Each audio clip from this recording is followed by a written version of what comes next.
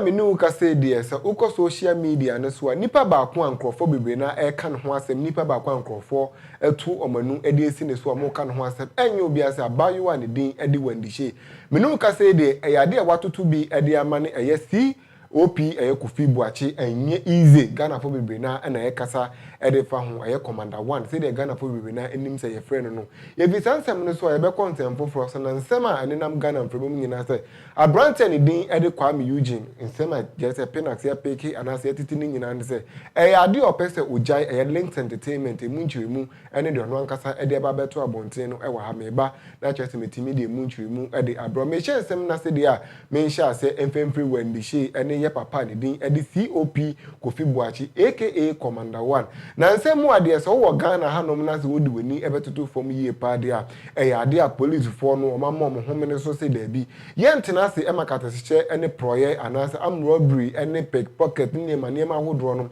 entimi ema ne muso wo Ghana wo so omonso omutimi eye bibi ede fa ho na abrasa nsem no omode tu omankasa omho anim ommo homene so anema eheda ekoyie no ede ama omo ene obesore ese am robbery ewia ketekete yakwakobo we kro no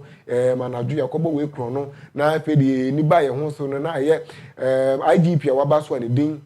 ade owura dampare anase papa dampare ono so ama ne hunu so a ochichichichi akromfoi eho ana chese beto odwa se abrante a ne din ade shatawale nso yetimi ache no den na shatawale eyeye ene de Penax de update ni nyina ade brem se so fu bi ekohye ne ho nkom na bra da no edu so no ana no ankasa stage ye de betoto mountain se ya ade a ya bo no ankasa ni tu sa ade we so de ya ade etia Ghana mra se wakose fear and panic ama chese nkrofo bi na ye ma hyehye omo obo BP anase den kra beti aba enuti police for etimi ebefa no mu chiro mu nsemu dia omo ntena se emasade we de inform ase ye ho ha no musa koso abrante ne din ede medical no so den no ye chire mu dia ya de wakwa chire tuo e wo social media no so ye chire ma ya de a etia Ghana mra fese enim de ode tuo ni kwakoye enuti wo so no so ba bonten na obe chire mu se to police for asuma ni etimi ejai no ye nyina ye wa ha ye hu ni ye koye ye mo remand ma mo kopie mu e wa ankafo a cheso mutime kode da ba ku da mu 1 week and about 5 days. Abrasa say mu nyina e koso no anase say mu nyina e ba no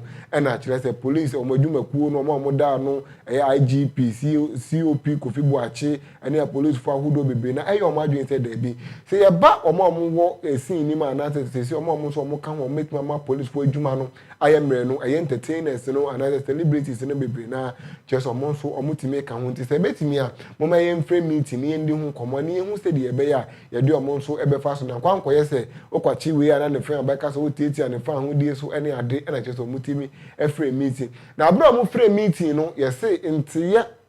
ana se nsem e call so e wo meeting na se de ese weni enwo se wo ka kire etimi bi so omo se omo mfa omo hawo embra na kire se police for ntimi mbo omo se de be ya ne ma be sheda ko yi ama omo no ye bi so omo a ebi mu se ye njai na kire se omo DB plate omo ntimi entwin fam ye kire mo krampo dia blogger ba ko etimi be bie na no e ka kire ye police for ne se sanke betimi a anka se bi a bro nya be be paps ne ade no ye na kire se nigi e wo ho eni sanke betimi omo njai nkrofo na kire se omo ntimi enum eye yanom wi ya atimi abi omonso omunu mi marijuana just omonti enum bi na kire say ntiye anase bi omode ko horo enhyeda enya de poti bi anase omanhyeda mfa niema ehuhia bebre na nkwa koto enkrofo we nim na no ana COP Kofi Boachi abransem no ekoso na no ankasa ye no ana obi say bona kra na ye celebrity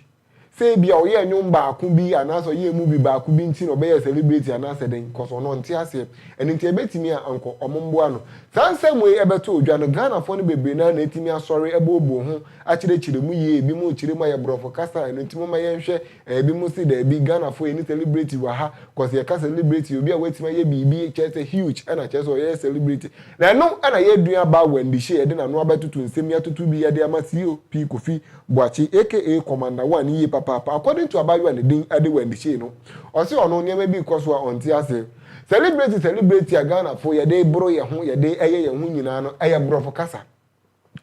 kasa complete na de ukọ dictionary ni mu abrofo kasa no nso de asechire wo ho na no e na o chire mu say so ukọ dictionary mu anate so open the word celebrity there English word a chire say obi o famous anase nkrofo bebre na anim no especially entertainment any sports etc. na chire say ahodo ozu bebre na etimi wo ho no ma say wo ho no na enimode a ade a wo ye celebrity na oyi no so kura to ho no e na ode to dwa say sesia no see the idea na kwa ye no omo musicians no any actors ni actresses no omo nyina omo ye famous and nti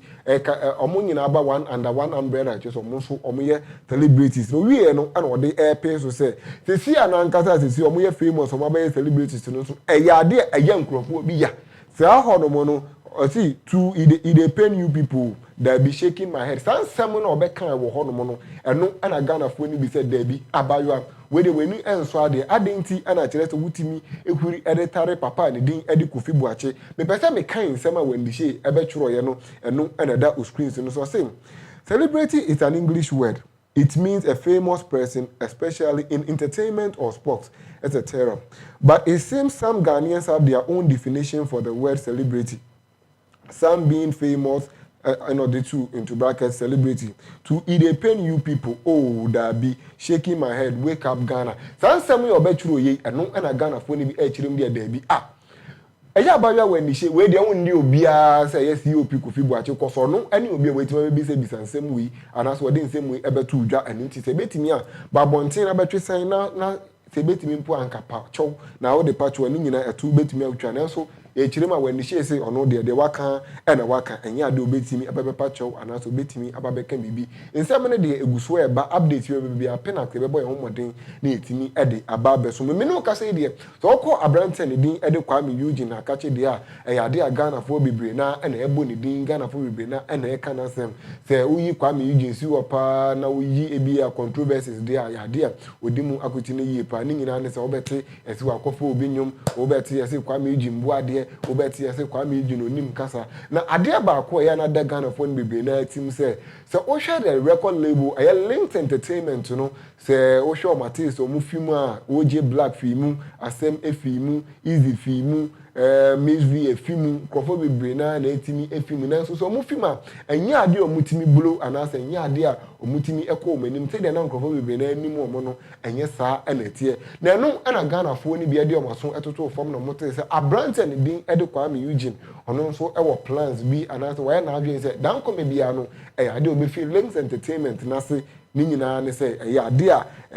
ye nyina ebo abrabo ede kwa ye nimu nti why na adwen say dan come bia no obefi ho na no ana kire say ye nenam na ye tete se okeka nsem bi na nsem a okan bi ememete ye no yade amani etimi agi yi pa na se yade ametimi di obu ede ma brand ne din ede Kwame Eugene se mo beka ya se si ano so wo hwe Linked Entertainment akan krofo 2 kidi ene owura din ede Kwame Eugene omo ana sisi akọ omo e record label ni mo bọ mo modin yi papa na no ana ye bi se bi so omo se sisi a wo Kwame yi se wo hwe the way a wo caliber tie the way a wo nyom tie na sisi a na se wo break boundaries wo kwa brochire omo bọ wo nyom wo fa omo bọ wo nyom na ye kan we wi anyom na de ade sisi a no wan kasa wo pese wo jai Linked Entertainment yi a wo kasa dan ko me bia wo be jai wo hwa open say ujai because we are big as in record label na say then or the two just debi enya ade o ye big as in record label no fi say edu baby no na ne maame ene to ema ne di but say no de we wani edu no wo mu say ne maame betimi aka na asem nenso ne maame entimi enhye no na so ontimi control no say de ebia nko no maame ne person oye no sa pepepe eno ne Linked Entertainment o maye o kire ni nsie mu de aya Linked Entertainment ene ma ono Kwame Eugene ebe ye Kwame Eugene eni nti so be fi o so mfi ho no mu enye enkire say oye big as in the Linked Entertainment record label no da bi o kire ma Links very very huge and big as ono Kwame Eugene enu nti dani de nyine obu adi obu to fi ho so wan fi ho obu adi obu de ade ode be ma Linked Entertainment cause oho ana chere to etimi nye na no aduane di oho ana mo etimi making no oho ana chere se etimi ana amana be ye owura ne din ede Kwame Eugene enu nti nya ade obebu omu enimtia ana se obeye bibi ensem fata na yakasa ebi omu ade ana se mo respect ye record label ati debi sometime ne de enya ade ebesi da na emu no obu ade obu de o de bema ye record label no we ensema Ghana for air kan we ensema e trendy e wo social media no ana penalty de ababeso mu